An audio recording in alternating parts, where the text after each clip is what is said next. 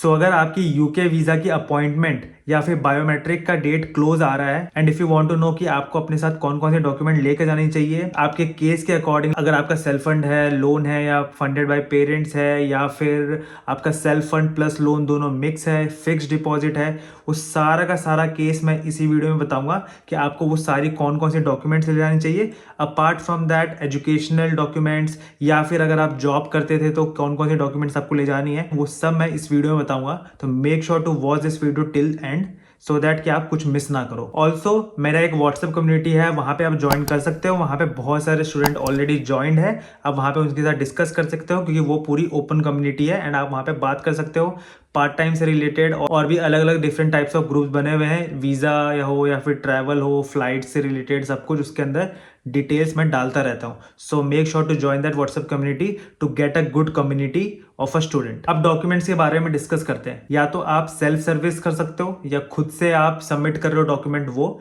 या फिर आप डॉक्यूमेंट सर्विस ले सकते हो फ्रॉम वीएफएस। लास्ट ईयर जब मैंने डॉक्यूमेंट सबमिट किया था तब मैंने 1300 रुपीज पे किया था।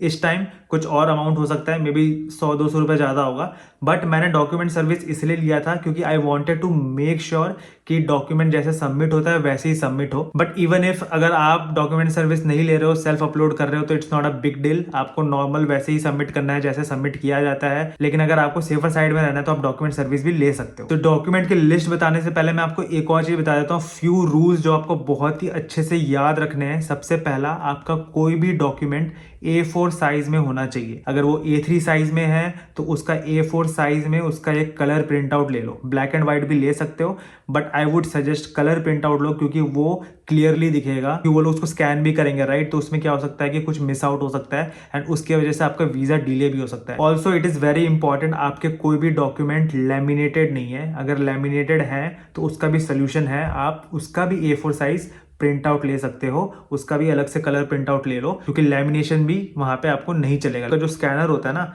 वो A4 साइज के जितना ही छोटा होता है, बड़ा स्कैनर नहीं होता उनके पास कि A3 भी उसमें स्कैन कर ले या लैमिनेटेड भी स्कैन कर ले। उनका A4 शीट जितना ही जाएगा उसके अंदर। और कोशिश करो कि सारा ओरिजिनल डॉक्यूमेंट लेके जाओ, बट अगेन अगर A3 या लैमिनेटेड है तो उसका प्रिंट आउट ले जा सकते हो। ठीक है, अब मैं आपको डॉक्यूमेंट की लिस्ट बताता हूँ जो मैं अपने साथ लेकर गया था। तो मैंने अपनी लिस्ट पूरी बना रखी है और ये मैं पूरी लिस्ट डिस्क्रिप्शन बॉक्स में भी डाल दूंगा, तो वहां से भी स्क्रीनशॉट ले सकते हो।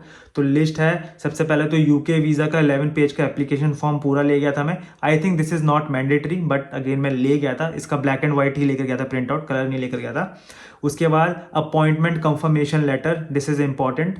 जो भी आपको कंफर्मेशन लेटर आता है, राइट, अपॉइंटमेंट का, वो वाला आते हैं आगे ईमेल में आता है, तो आप उसका प्रिंट आउट ले सकते हो। फिर डॉक्यूमेंट चेकलिस्ट, ये भी बहुत इंपॉर्टेंट है डॉक्यूमेंट चेकलिस्ट भी, क्योंकि वो भी सबमिट होता है वहीं पे। ठीक है, ये आपको रिटर्न में नहीं मिलता, ये सबमिट हो जाता है वहाँ पे। फिर आईएलटीएस का रिजल्ट, आपके 10th का मार्क्स कार्ड, 12th का marks card and all semester marks card, आपका जो भी ग्रेजुएशन है, बीटेक बीईए जो भी किया है आपने, उसके सारे सेमेस्टर का marks card, provisional and degree certificate वो भी आया होगा आपको, वो भी ले जाना है आपको। एंड ट्रांसक्रिप्ट सर्टिफिकेट, जहाँ पे आपको एक ही शीट में सब सारे सेमेस्टर के मार्क्स मिलते हैं, ओवरऑल आपका ग्रेड होता है, वो वाला भी बहुत ही ज़्यादा इंपॉर्टेंट होता है। उसके बाद अगर आप जॉब कर रहे हो तो करंट ऑर्गेनाइजेशन ऑफर लेटर, आप जहाँ भी जॉब कर रहे हो उसका offer letter and 4 latest pay slip, वो मैं लेकर गया था बट 3 इज ऑल्सो फाइन। ठीक है, लेकिन मैं 4 लेकर गया था। एंड अगर आप इससे पहले भी किसी कंपनी में काम किए हो, आपकी ये सेकंड या थर्ड कंपनी है, तो प्रीवियस ऑर्गेनाइजेशन रिलीविंग लेटर, ठीक है, आपने वहां पे छोड़ा हुआ था, आपको एक रिलीविंग लेटर मिला होगा, वो उसका offer letter is not important. And service certificate also, आपको सर्विस सर्टिफिकेट भी वहां पे मिला होगा। बेसिकली हम यहाँ पे ये प्रूव कर रहे हैं कि आपके पास प्रूफ होना चाहिए कि आपने अपने लाइफ में क्या किया है आफ्टर 10, 12 बीटेक। फिर ये गैप आपको डिफाइन करना पड़ेगा, जॉब किया है तो बताना पड़ेगा अपना जॉब किया है। अगर आपने कुछ जॉब नहीं किया, आपने किसी चीज़ की प्रिपरेशन की है, तो उस सब चीज़ का आपको एक प्रूफ देना पड़ेगा कि मैंने ये किया है, सो दैट कि आप में कोई रिजेक्शन ना लगे यूके वीज़ा में या फिर कोई डिले ना हो यूके वीज़ा से रिलेटेड। ठीक है, आगे बढ़ते हैं। तो उसके बाद आपको यूके अकोमोडेशन का कंफर्मेशन ईमेल देना है। अगर आपने यूके में कोई भी अकोमोडेशन फ्लैट बुक किया है उसका कंफर्मेशन ईमेल। तो उसके बाद है accommodation and college deposit paid receipt, तो आपको एक रिसीट आया होगा, राइट, जहाँ पे आपने कॉलेज में पे किया होगा अकोमोडेशन का, तो उसका रिसीट भी आप ले जा सकते हो, ले जाना है आपको। एंड कॉलेज का offer letter important, cash letter important.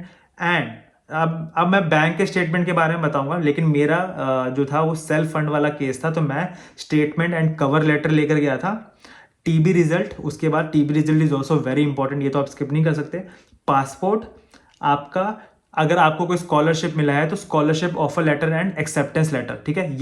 ये सारे डॉक्यूमेंट्स मैं अपने साथ लेकर गया था। इसके अलावा भी अगर आपके पास कोई डॉक्यूमेंट है तो मे भी आप ले जा सकते हो उसको, बट मेक श्योर कि आप ज़्यादा अपना कॉम्प्लिकेट ना करो प्रोसेस को, क्योंकि उससे भी वीज़ा डिले हो सकता है। अब आते हैं फाइनेंस के केस में। मैं अपने केस में स्टेटमेंट एंड कवर लेटर लेकर गया था, तो वो था सेल्फ फंड वाला केस, जहाँ पे आपके अकाउंट में सारा अमाउंट पड़ा रहता है एंड आप उसको 28 डेज के लिए मैच्योर करते हो उस पूरे अमाउंट को। तो आपका जो भी अमाउंट है, कॉलेज फीस माइनस स्कॉलरशिप, वो आपके यूके के गवर्नमेंट की वेबसाइट में मिल जाएगा कि कितना अमाउंट है 10 मंथ्स का। मैंने अप्रॉक्सीमेटली 12 लाख पकड़ कर चला था कि लिविंग कॉस्ट 12 लाख प्लस जितना भी मेरा कॉलेज फी था उतना ऐड करके मैंने अपने बैंक अकाउंट में रखा था। ऑल्सो मेक श्योर उस समय करंट अमाउंट है पाउंड्स का, उससे आप 1 या 2 या 3 रुपए एक्स्ट्रा रख के ही मल्टीप्लाई करो और उससे कैलकुलेट करो, क्योंकि इस बीच में अगर पाउंड्स के रेट सिग्निफिकेंटली इंक्रीज होते हैं तो आपको प्रॉब्लम हो सकती है उस केस में, क्योंकि एट द एंड अगर शॉर्ट हो गया अमाउंट, 1 रुपया भी कम पड़ गया तो प्रॉब्लम हो जाएगी वीजा आने में। चलो अब अगला केस आता है लोन का। तो लोन में ज्यादा कोई डॉक्यूमेंट की जरूरत नहीं है, जैसे ही आपका लोन सैंक्शन होता है उसका एक सैंक्शन लेटर मिलता है एंड आप उसके बाद बायोमेट्रिक के लिए जा सकते हो। एक और चीज बहुत इंपॉर्टेंट है, आप कोई भी बैंक से लोन नहीं ले सकते हो। अगर आप लोन ले रहे हो ना, कोई भी बैंक से लोन नहीं ले सकते हो। ये जो लिस्ट बैंक की है जहां से आप लोन ले सकते हो, वो मैंने डिस्क्रिप्शन बॉक्स में उसका लिंक डाला है, अब वहां जाके चेक कर सकते हो कि कौन सी यूके वीआई के साथ ट्रस्टेड बैंक्स हैं जहां पे आप लोन ले सकते हो। लेकिन अगर मान लो आपने कहीं और से लोन ले रखा है जो कि वहां पे लिस्टेड नहीं है, कोई लोकल ब्रांच है, तो उसका वही एक सोल्यूशन है कि आप उस अमाउंट को डिसबर्स करवा लो अपने अकाउंट में and then wait for 28 days and उसके बाद आप फिर सेल्फ फंड में उसको कन्वर्ट करके आप यूके वीजा के लिए अप्लाई करो। अब एक केस होता है पेरेंट्स फंड। पेरेंट्स फंड में क्या होता है, it's same as self fund, ठीक है, जिसके अंदर मैच्योर अमाउंट रहता है 28 डेज वाला, बट वो आपके पेरेंट्स के अकाउंट में रहता है।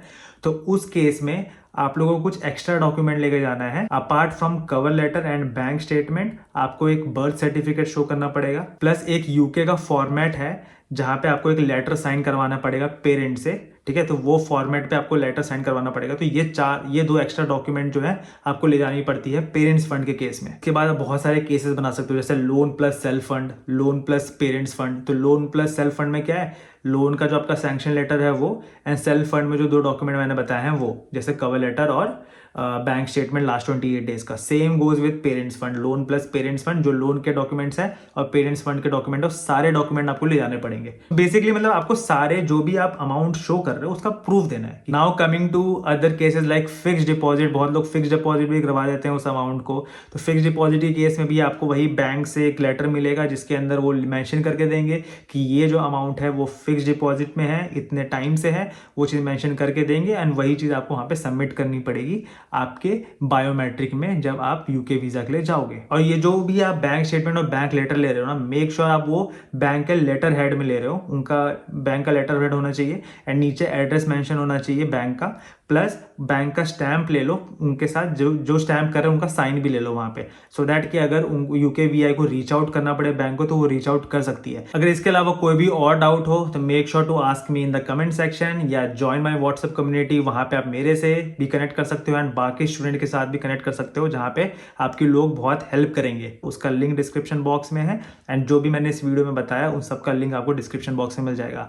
And make sure to subscribe this channel for more such informative content in future.